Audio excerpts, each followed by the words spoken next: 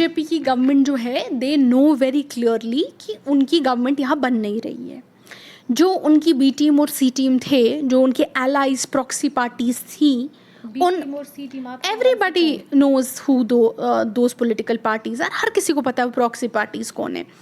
अस्सलाम वालेकुम नाजरीन, आप जुड़ रहे हैं अभी ग्लोबल कश्मीर न्यूज़ के साथ और मैं हूं आपके साथ महविश लतीफ़। नाजरीन, अभी हमारे साथ एक शख्स मौजूद है जिनका नाम इफ़रा जान है, जो कि स्पोक्स पर्सन है एनसी की। सबसे पहले हम इनका वेलकम करते हैं हमारे चैनल पे और इनका भी शुक्रिया करते हैं कि उन्होंने हमें अपना कीमती वक्त दिया। थैंक यू मुझे बुलाने के लिए, और नेशनल कॉन्फ्रेंस की तरफ से आपको और आपके सभी नाजरीन को अस्सलाम वालेकुम। मैम, अगर हम बात करें आजकल जो भी कंडीशंस हो रही है कश्मीर की, चाहे वो अनएम्प्लॉयमेंट रेट की बात करें जो कि रेज़ हो रही है दिन ब दिन, लेकिन उसी के साथ साथ अगर हम बात करें बीजेपी की, उनके दावे हैं कि यहाँ पर डेवलपमेंट हो रही है, एम्प्लॉयमेंट हो रही है और भी चीज़ें हो रही है। लेकिन अगर आपने भी देखा होगा सोशल मीडिया पे कि बहुत टाइम से जो FFA के एस्पिरेंट्स हैं वो 1 मंथ से ज़्यादा यहाँ पर प्रोटेस्ट पे हुआ करते हुए, इस हवाले से आपका क्या कहना है? कौन सी एम्प्लॉयमेंट है आपकी नज़र में जो उन लोगों ने हम लोगों को प्रोवाइड की? देखिए, एम्प्लॉयमेंट तो है यहाँ पे। जितने इवेंट मैनेजमेंट हो रही है, हर तिरंगे पे इवेंट होता है, एक फ्लैग चढ़ा के इवेंट किया जाता है, तो वो इवेंट मैनेजमेंट की एम्प्लॉयमेंट बहुत बीजेपी ने क्रिएट की है। फ़ोटो PR मशीनरी जो उनकी फ़ोटोज़ उठाते हैं, लेकिन जो आम जम्मू और कश्मीर की जनता है, जो आम यहाँ की आवाम है, जो हमारे बच्चे हैं, वो पिस रहे हैं। आप देखिए, एक रिक्रूटमेंट स्कैम इन्होंने, सब इंस्पेक्टर रिक्रूटमेंट स्कैम था, वो भी झूठा, उसमें भी चोरियां की। उसके बाद इन्होंने SI रिक्रूटमेंट स्कैम, वो भी झूठा। उससे पहले रिक्रूटमेंट स्कैम, वो भी झूठा। आज FAA, इसमें भी अब लोग कह रहे हैं हम लिस्ट को ही स्क्रैप करेंगे। एक तरह से कोई एम्प्लॉयमेंट अपॉर्चुनिटीज़ नहीं है, दूसरी तरह से जो एम्प्लॉयमेंट अपॉर्चुनिटीज़ थोड़ी बहुत हैं वो चोक हो रही हैं, क्योंकि उसमें साफ साफ तौर पे बीजेपी की गवर्नमेंट जो है अपने लोगों को स्पेस दे रही है, अपने पैसे से मतलब पैसे खा के बीजेपी वर्कर्स को जगह दे रही है। तो आम जम्मू और कश्मीर की जनता जो है, it has nowhere to go at this point. हमारे पास एक इलेक्टेड रिप्रेजेंटेटिव नहीं है जो हमारा काम करेंगे। अफसर जो हैं, इतने सारे अफसर हैं, विद ऑल मैं मानती हूँ उनके इंटेंशंस अच्छे होंगे, वो हमारे कल्चर को समझते नहीं हैं, वो यहाँ के हालात को समझते नहीं हैं। यहाँ के लोगों के और उनके बीच लैंग्वेज बैरियर है। हमारे अपने अफसरों को कहीं ना कहीं साइडलाइन किया गया है। एक एडमिनिस्ट्रेटिव लैक्यूना तो दूर की बात है कि एडमिनिस्ट्रेशन का एक पैरालिसिस है, एम्प्लॉयमेंट का पैरालिसिस है। अनएम्प्लॉयमेंट, बेरोज़गारी की रेट जो 2010 में करीबन 4% थी, वो आज करीबन 22% है। 4% से 22% उसने जंप किया है। हमारी पावर्टी लेवल जो है, गुर्बत की लेवल इंक्रीज़ आप देखिए किस लेवल पे हो रही है। अब मैंने भी कुछ टाइम से देखा है कि लोग सड़कों पे सो रहे हैं। मैंने फॉर द फर्स्ट टाइम मैंने कल देखा people are sleeping on roads, and जो यहीं के लोग हैं। तो इट इज़ वेरी क्लियर कि यहाँ पे जो हालात हैं वो बद से बदतर दिन ब दिन चले जा रहे हैं। और बीजेपी जो है कॉन्स्टेंटली अपनी इस PR मैनेजमेंट, नया कश्मीर मैनेजमेंट में लगी हुई है। देन आपके हिसाब से बीजेपी किसको एम्प्लॉयमेंट बोल रही है यहाँ पर? देखिए, बीजेपी किसी को एम्प्लॉयमेंट बोल ही नहीं रही है। बीजेपी का जो काम है, it is always been PR, आप समझती हैं ना, PR advertisement.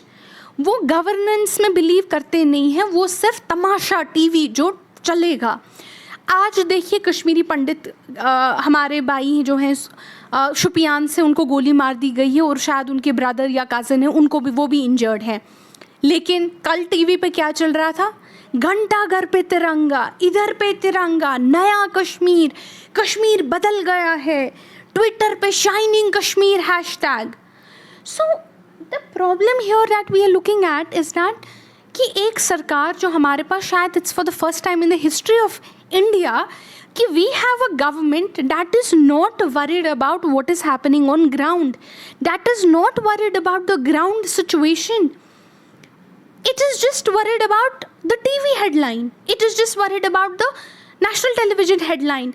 National television headline इनके फेवर में है, इनका काम हो गया, इनको अपना वोटर खुश हो गया, उसने वोट दे दिया, जनता गई बाढ़ में, जम्मू और कश्मीर की आवाम गई बाढ़ में। आप यहाँ के कंट्रैक्टरों से बात कीजिए, आप पामपोर के एरिया में जो पत्थर तोड़ने वाले लोग थे उनसे बात कीजिए, पामपोर एरिया की।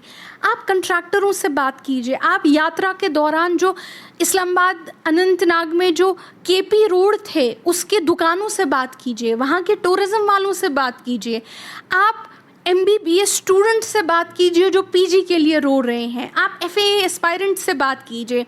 आप डेली वेजर्स से बात कीजिए। आप कश्मीरी पंडितों से बात कीजिए। आप वोकेशनल ट्रेनर्स से बात कीजिए जो धरने पे हैं। आप केरोसिन डीलर्स से बात कीजिए जो कब से वो लोग भी धरने पे हैं। आप किस तबके से बात की, किसी भी, आप जम्मू के मार्केट वालों से बात कीजिए। जिन कुछ लोगों ने जम्मू में जिन्होंने आर्टिकल 370 के एब्रोगेशन को सपोर्ट किया था, आप जाके उनसे बात कीजिए। आप गुजर बकर वालों से बात कीजिए, हमारे जो गुजर भाई बहन हैं। आप पहाड़ी कम्युनिटी से बात कीजिए। आप शिया लोगों से बात कीजिए। एक कम्युनिटी मुझे दिखाइए मैम, एक कम्युनिटी जो बीजेपी से खुश है, जो कहती है बीजेपी ने कुछ किया है।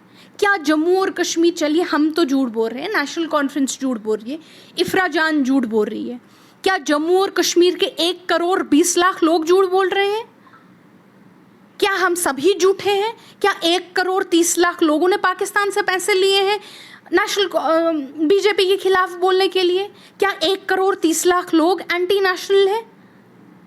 क्या हम सभी प्रोपेगेंडा कर रहे हैं? क्या हम सभी सेसेशनिस्ट हैं? 1 करोड़ 30 लाख लोग। So this headline management for the BJP is not going to work.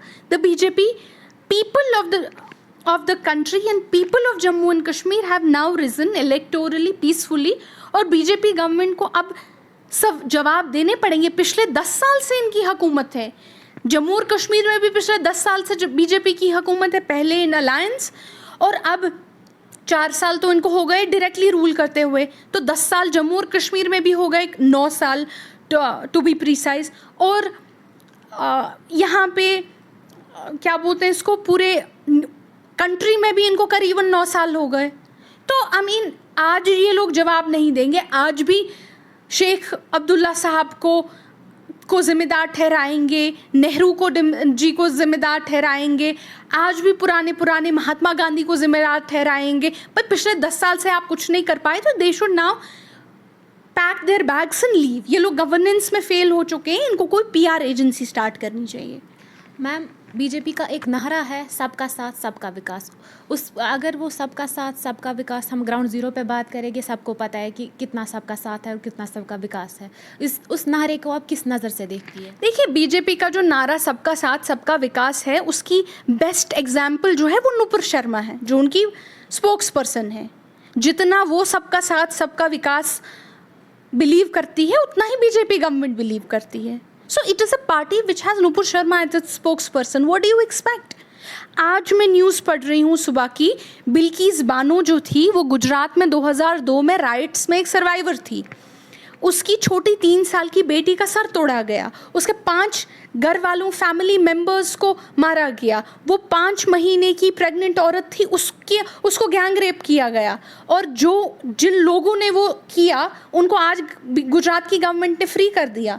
वो जेल से बाहर आए और उनको लड्डू खिला रहे थे। Is this the government that talks about सबका साथ सबका विकास? मतलब ये तो मजाक बना दिया है उन्होंने सबका साथ सबका विकास में। कर्नाटका में जो इन्होंने उन छोटी लड़कियों के साथ किया जो सिर्फ सर पर दुपट्टा रख के पढ़ना चाहती थी, इन्होंने तो पूरा स्टेट मशीनरी उनके पीछे डाल दिया। इन्होंने पूरी स्टेट को उनके खिलाफ खड़ा कर दिया। जो बिल्किस बानो के फैमिली के कातिलों को, जो छोटी बच्ची के कातिलों को लड्डू खिलाएंगे, वो सबका साथ सबका विकास में बिलीव करते हैं। शर्म उस पार्टी को भी आनी चाहिए, और माफ़ कीजिएगा, शर्म उन लोगों को भी आनी चाहिए जो बीजेपी गवर्नमेंट या उसकी B टीम या C टीम के साथ मिले हुए हैं, क्योंकि ये एक ही पॉलिटिकल पार्टी है। अगर आप बीजेपी को वोट करते हैं, अगर आप बीजेपी की B टीम और उनकी प्रॉक्सी पार्टी C टीम को वोट करते हैं, तो सवाल आप पे भी खड़े होते हैं। आप भी उस प्रोसेस का हिस्सा हैं। आपकी जो रिस्पॉन्सिबिलिटी है, it doesn't go away. So it is a question we all have to ask each other. Ma'am हमने कुछ दिन पहले अल्ताफ़ ठाकुर से बात की थी, जो कि स्पोक्स पर्सन है बीजेपी के। उनसे हमने ये बात की थी, उनसे हमने ये क्वेश्चन किया था कि पीडीपी से के पास अगर हम जाएंगे तो वो एनसी को ब्लेम करती है, एनसी के पास अगर जाएंगे तो बीजेपी ब्लेम करते। उनका हमारे व्यूअर्स को ये जवाब था कि आज तक किसने बैंक घोटाले किए, बेडशीट घोटाले किए, बाकी घोटाले किए, ये सब लोगों को पता है, हमारे व्यूअर्स को पता है। उनके इस स्टेटमेंट को आप किस नज़रिए से देखती है? जब बीजेपी की बात करते हैं वो टेलीविज़न पे, जब मैं नेशनल टेलीविज़न पे डिबेट करती हूँ, वो अक्सर बोलते हैं कि आप लोग फॉरेन फंडिंग लेते हो, बेसिकली हम एंटी नेशनल हैं, ये इल्ज़ाम उनका होता है। ये उमर खालिद फॉरेन फंडिंग लेता है, जो भी उनके खिलाफ बात करता है वो फॉरेन फंडिंग लेता है। ये मैं आपको एग्जांपल देती हूँ। जब आप इलेक्टोरल बॉन्ड्स का डेटा देखेंगे जो एसबीआई की साइट पे लगा हुआ है, वहाँ पे आप देखेंगे 95% फॉरेन फंडिंग जो है वो बीजेपी को आई है। जब वो बात करते हैं कि आप लोगों के पास इतने पैसे हैं, इतने करोड़ रुपए हैं, अगर आप बीजेपी गवर्नमेंट का जो डेटा आता है पार्लियामेंटेरियंस का कि कौन कितने करोड़पति हैं, आप देखिए कि बीजेपी की गवर्नमेंट जो है उनके पास बेशुमार दौलत है जो वो खुद डिक्लेयर कर रहे हैं हमारे पास है। इनफैक्ट नेशनल कॉन्फ्रेंस तो दूर की बात, parties like national parties like Congress don't come close. आप देखिए 400% इंक्रीज है उनकी वेल्थ में, उनके एमपीज में, जब से वो पार्लियामेंट में बने हैं। आप मुझे बताइए ना, बीजेपी की गवर्नमेंट को बोलिए कि उसने घोटाला किया, इसने घोटाला किया। आपके जो एमपी हैं उनके पास 400 जो कल तक रिक्शा में चलते थे वो एमपी बन के 400-500 करोड़ों के मालिक कहाँ से बन गए? इट मीन्स आपका कहना है कि उनने स्कैम किया। देखिए, आप या तो आपके पास एक अच्छा खासा क्लियर बिजनेस है, या तो आपके पास कुछ है। आप फॉरेन फंडिंग ले रहे हो, 95% फॉरेन फंडिंग आप ले रहे हो, why is somebody funding you? उनकी जो कुछ, I will not name their media industry houses, जो उनकी 1-2 पालतू कंपनियां हैं, बड़ी बड़ी कंपनियां, ना सिर्फ जम्मू और कश्मीर की आवाम, आज इंडिया की आवाम जो है परेशान है भुखमरी से। जो रोज़ रोज़ के हमारे पैसे हैं, आमदनी है, वो कम होती जा रही है, लेकिन जो उनकी 1-2 पालतू कंपनियां हैं वो आज top 10 billionaires of the world list में है, वर्ल्ड के टॉप 10 बिलियनर्स लिस्ट में वो पहुंच गए हैं। How is it happened? इन्होंने तो पूरी कंट्री बेच दी है। जहाँ कहीं एयरपोर्ट है, जहाँ कोई सी पोर्ट है, जहाँ कोई समुद्री पोर्ट है, जहाँ कहीं जम्मू और कश्मीर की ज़मीन है, किसी भी एरिया की ज़मीन है, इन्होंने तो पूरी कंट्री बेच दी है। पीएसयू बिका दिए, पोर्ट्स बिका दिए, लैंड पोर्ट्स बिका दिए, स्पेक्ट्रम बिका दिया। सो वेयर इन्होंने तो एक, I don't know of any political party, national conference तो खैर नेशनल पार्टी है भी नहीं, बट मैं नेशनल पार्टी में भी मुझे कोई ऐसी पार्टी, ना कि इवन पुरानी बीजेपी जो अटल बिहारी वाजपेयी जी की थी, वो भी एक नॉर्मल पॉलिटिकल पार्टी थी। ये लोग तो एक माफिया की तरह काम कर रहे हैं और उसके बाद इल्ज़ाम हर किसी पे लगाते हैं। भाई आपने तो कंट्री को बेच दिया है। Tell me one resource in the country जो आपने बेचा नहीं है। यहाँ पे जो कॉन्ट्रैक्ट्स होते थे वो आम छोटे छोटे कॉन्ट्रैक्टरों को मिलते थे। आज कॉन्ट्रैक्ट्स कहाँ जा रहे हैं? उन्हीं कंपनियों को, जिन कंपनियों से ये लोग पैसे लेते हैं। और आज आप किसी आम कॉन्ट्रैक्टर के पास, मैडम ये माइक लेके जाइए, चलिए इफ्रा जान झूठ बोल रही है, हम झूठ बोल रहे हैं, आप देखिए क्या बोलेगा वो। तो आमदनी कहाँ से आएगी जब लोगों का पेट चूस के, इकोनॉमी को चूस के 2 कंपनियां, 3 बड़ी बड़ी कंपनियों को पैसा दिया जा रहा है? तो यहाँ के लोगों के पास कौन सी आमदनी कहाँ से आएगी बताइए? मैम आर्टिकल 370 की एब्रोगेशन को बहुत टाइम हुआ टूटे हुए यहाँ पर कश्मीर में, लेकिन उसी के साथ साथ आपको पता ही होगा कि जब वो टूट गया था आर्टिकल 370, उसके बाद पार्लियामेंट में बोला गया था ये जब टूटेगा तो डेवलपमेंट होगी, बाकी चीज़ें होगी। इवन ये भी बोला गया था ये सब जब आर्टिकल टूट जाएगा तो हमें कश्मीरियों के दिल जीतने हैं। लेकिन अगर ग्राउंड ज़ीरो पे बात करें, कश्मीर के लोगों का ये कहना है कि ऐसा कुछ भी हमें देखने को नहीं मिला। इवन जो ये लोग यहाँ पर जो गुर्बत है वो ज़्यादा बढ़ने लगी, बहुत ज़्यादा बढ़ने लगी। एम्प्लॉयमेंट रेट की बात करें या एग्ज़ाम्स लोग दे रहे हैं, चाहे कोई भी, फिर आए दिन हमें वो लोग उनके प्रोटेस्ट्स देखने को मिल रहे हैं, चाहे वो ICDS वर्कर्स की ही बात क्यों ना करें। इस हवाले से आपका क्या कहना है? देखिए, I have repeatedly said what the BJP government says is for national headline. ये लोग इनको कोई फ़र्क नहीं पड़ता आप क्या और हम क्या बोल रहे हैं। जम्मू के 4 डिस्ट्रिक्ट्स ने इनको बहुमत से वोट दिया था, मतलब इनको मेजॉरिटी से जम्मू के 4 डिस्ट्रिक्ट्स हैं जिन्होंने इनको अच्छा खासा वोट दिया था। इनको उन लोगों की फिक्र नहीं है, इन लोगों ने उन लोगों का पेट काटा। आपकी और हमारी तो बात ही नहीं है, इनको कोई फ़र्क नहीं पड़ता है यहाँ की आवाम पिसे मरे। कश्मीरी पंडितों का आप देखिए क्या हाल है, पिछले 90 दिन से कश्मीरी पंडित सड़क पे हैं, इनको ये लोग पूछते तक नहीं है बीजेपी गवर्नमेंट। जब कश्मीरी पंडितों की इशू को यूज़ करना था नेशनल पोलराइजेशन करने के लिए, वो इन्होंने बड़े खूबी से कश्मीर फाइल्स को प्रमोट किया, Kashmir files because they wanted to use Kashmiri Pandit issue national level पे to polarise the country. And now on ground they don't care about the Kashmiri Pandits because they only care about the headline. इनको headline मिल गई, इनका काम हो गया। The only thing that will affect them is जब जम्मू और कश्मीर की और पूरे कंट्री की आवाम बैलेट बॉक्स से इनको बाहर निकालेगी, जब इनकी सरकार और जब इनकी गवर्नमेंट को इनके पाँव से छीना जाएगा, उसी टाइम पे इनको फ़र्क पड़ेगा। और ये पावर जो है ये आवाम के पास ये पावर है। मैम इस साल असेंबली इलेक्शंस मुलतवी किए गए, इसको आप किस नज़र से देखती हैं? देखिए जम्मू बीजेपी की गवर्नमेंट जो है दे नो वेरी क्लियरली कि उनकी गवर्नमेंट यहाँ बन नहीं रही है। जो उनकी बी टीम और सी टीम थे, जो उनके एलाइज प्रॉक्सी पार्टीज थी, उन everybody knows who those political parties are, हर किसी को पता है प्रॉक्सी पार्टीज कौन है। इनको बीजेपी की गवर्नमेंट को ये भी समझ आ चुका है कि उनको भी नकार दिया गया है, बीजेपी को भी नकार दिया गया है, और नेशनल कॉन्फ्रेंस जो है वो मैदान में डटी हुई है इनका मुकाबला करने के लिए। They can very clearly see कि इनका यहाँ पे कोई चांस बन नहीं रहा है गवर्नमेंट बनाने का। तो ये जब तक कोशिश कर सकते हैं इलेक्शन पोस्टपोन करेंगे, क्योंकि इस पॉइंट पे इनको बिल्कुल नहीं लग रहा है, क्योंकि इनको पता है कि जम्मू और कश्मीर की आवाम नाराज़ है इन लोगों से और वो इनको बाहर निकाल के छोड़ेगी। इन्होंने अपनी सर्वेस कराई हैं, ये अपनी सर्वेस कराते हैं, सी वोटर सर्वे, पता नहीं कौन कौन सी वोटर सर्वे। इनफैक्ट मुझे 3 फ़ोन्स आए हैं इनकी सर्वेस से। आम जनरली ये सर्वे कराते हैं, ये अपने नेटवर्क के थ्रू सर्वे कराते हैं। ये दे हैव अंडरस्टूड कि इनकी गवर्नमेंट बन नहीं रही है, बीजेपी और इनकी प्रॉक्सी पार्टीज़ को भी नकारा गया है, सरकार बनेगी नहीं, नेशनल कॉन्फ्रेंस यहाँ पे डटी हुई है, वो मुकाबला करने के लिए इनको बाहर निकालने के लिए तैयार है, यहाँ की आवाम इनको बाहर निकालने के लिए तैयार है। So the only thing they can do is to postpone the elections as much as they can. It means आपका कहना है कि पब्लिक आपके सपोर्ट में है एंड बीजेपी के अगेंस्ट है? Absolutely.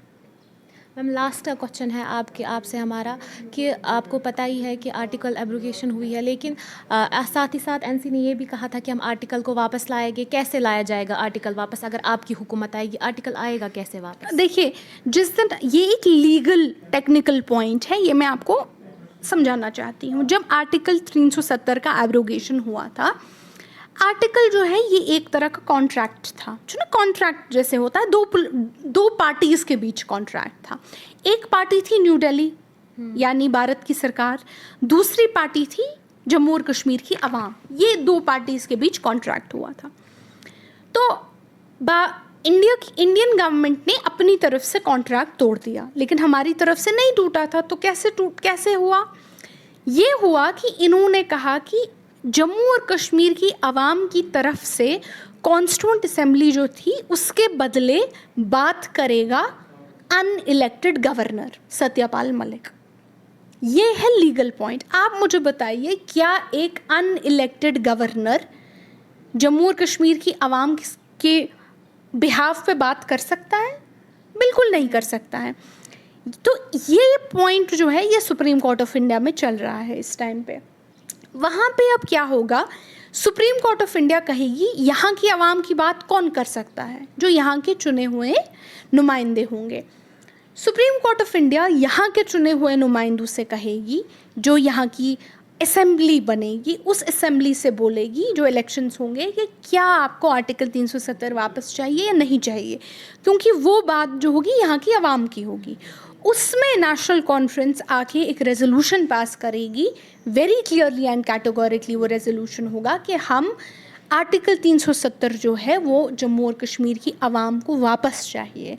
And this is what the elected representatives of people are saying. So that is going to be a roadmap and the way forward. Ma'am लेकिन बीजेपी वालों का तो कहना है कि आर्टिकल वापस आ ही नहीं सकता, क्योंकि ये जो है ये सारे इनके एनसी के झूठे दावे हैं। अगर आ सकता था तो तब से क्यों नहीं आया। और उनका ये भी कहना है अगर नहीं आ सकता आर्टिकल तो इनको कश्मीर के लोगों को ये यहाँ पर यकीन नहीं दिलाना चाहिए कि आर्टिकल वापस आएगा, क्योंकि ये लोग ये भी धोखा है एक हिसाब से कश्मीर के लोगों के। देखिए आर्टिकल 370 जो है वो ये नेशनल टेलीविज़न पे एक प्रोपेगेंडा करते हैं कि आर्टिकल 370 जम्मू और कश्मीर की आवाम जो है वो आर्टिकल 370 के हटने से बहुत खुश है। अगर आप नेशनल टेलीविज़न खोलेंगे जो ये गोदी मीडिया जिसको बोलते हैं, उस टीवी पे इन्होंने बहुत प्रोपेगेंडा फैलाया कि जम्मू और कश्मीर की आवाम आर्टिकल 370 के हटने से बहुत खुश है। और यहाँ पे सिर्फ प्रॉब्लम एनसी को हो रही है, एनसी ही सिर्फ लड़ाई कर रहा है इस बात के लिए। द रियलिटी इज़ कि यहाँ पे जो आर्टिकल 370 को वापस लाना है, ये लड़ाई जो लड़नी है, पीसफुली लड़नी है, डेमोक्रेटिकली लड़नी है, ये लड़ाई नेशनल कॉन्फ्रेंस को और यहाँ की आवाम को मिल के लड़नी है। ये सिर्फ आर्टिकल 370 जो था ये सिर्फ नेशनल कॉन्फ्रेंस का नहीं था, ये सिर्फ हमारी ज़मीन नहीं बचाता था, ये सिर्फ हमारी लैंड नहीं बचाता था, ये हमारी पीआरसी नहीं बचाता था। आर्टिकल 370 जो था ये सिर्फ कश्मीरी का ही नहीं था, ये सिर्फ एक कश्मीरी की ज़मीन नहीं बचाता था, उसका पीआरसी नहीं बचाता था, ये एक जम्मू के इंसान का भी पीआरसी बचाता था, ये एक जम्मू की इंसान की भी ज़मीन बचाता था।